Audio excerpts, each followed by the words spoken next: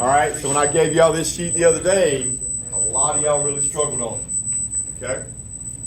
So, I think this part's pretty easy. I think more of y'all struggle on 4, 5, and 6. All right, first of all, if you forgot what this looks like, remember you can graph it on your calculator. You can type it in. Y'all make sure your phones are up for me. All right, so does anybody remember what that shape looks like for absolute value? It's like a V. It makes a V right in the center. So that is your parent graph.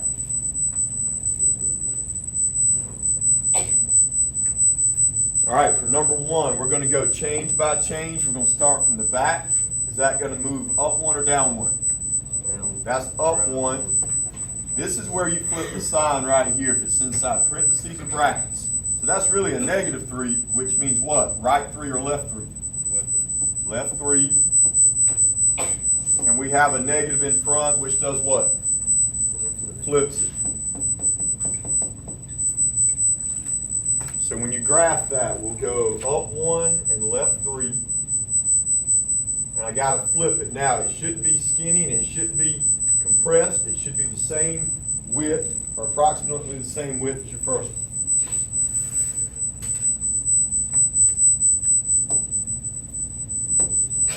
All right, we're good on number 1. All right, go ahead. What's the word Compress. You can just write that if you would like. All right, Laney, you got me on the second one. Start from the back, Laney. Where's that going? Up 3. Up 3. Say it again. Up 3, Right 2. Now remember, the negative sign is completely separate from the fraction. So we just said the fraction is going to make it compress, makes it fat. So this one's compressed and flip. So we can just write that. Yep, if you want to write fat for compress and skinny for stretch, that's fine with me. So up 3, right 2. You've got to flip it and make it really fat. To really make sure when I look at it, I can tell you know it's compressed.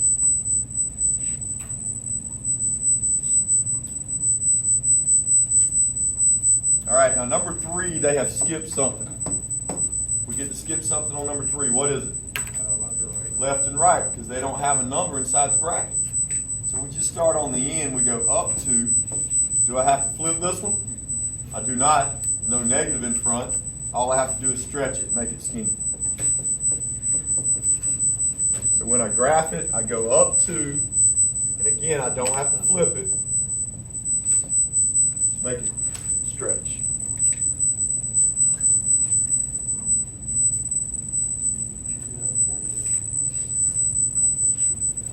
All right, good on 1, 2, and 3. All right, number 4 is one of the most missed problems you'll have on the test. How can we look at number 4 and know that it's going to be a line with a hole in it? What tells me that? Because there's a square on the top. Because it's got a square on top of the fraction, and that means you're going to be able to factor it out. So, factor that out. Bless you.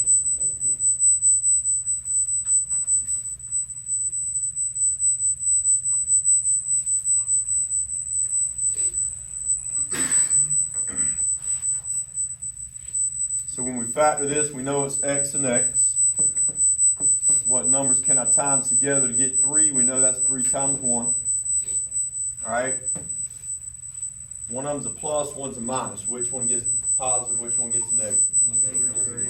One has to be plus, negative has to go on the 3, because when you add them up, guys, it's got to equal -2, and that's the only way you can get -2. All right, we mark out our x minus 3's now. I bring down the one I did not mark out, and I got to graph that.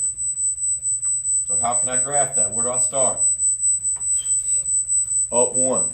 That is my y-intercept. It's my starting point.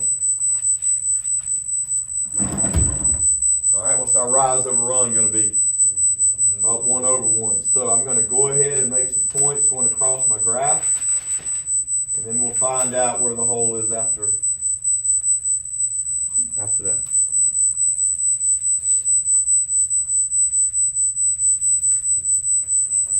All right, from here, let's find the hole. The hole is made by whatever you marked out. Okay, we marked out x minus 3.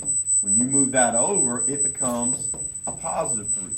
So our hole is going to be at positive 3, follow it up until it hits the line. There is your hole.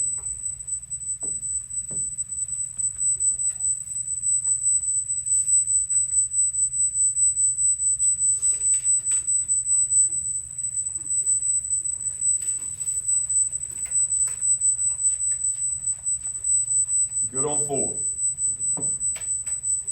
All right, so how can you look at 5 and know that it's not going to be aligned with a hole? Because it's not an X squared up top, which means I can't factor anything. So now we're going to have to do the VA and the HA.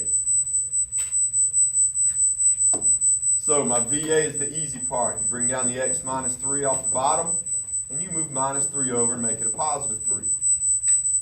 So when we did this before, I gave you guys a color, and we drew a dotted line at positive 3. You don't have to have a color today. I'll just make sure I give you one of the tests. All right, does anybody remember what the HA is going to be? 0. You look at the top, correct. If there's not an X on top, it's automatically 0. What if there is an X on top? You divide your coefficients. Good. So we go to 0 with a dotted line.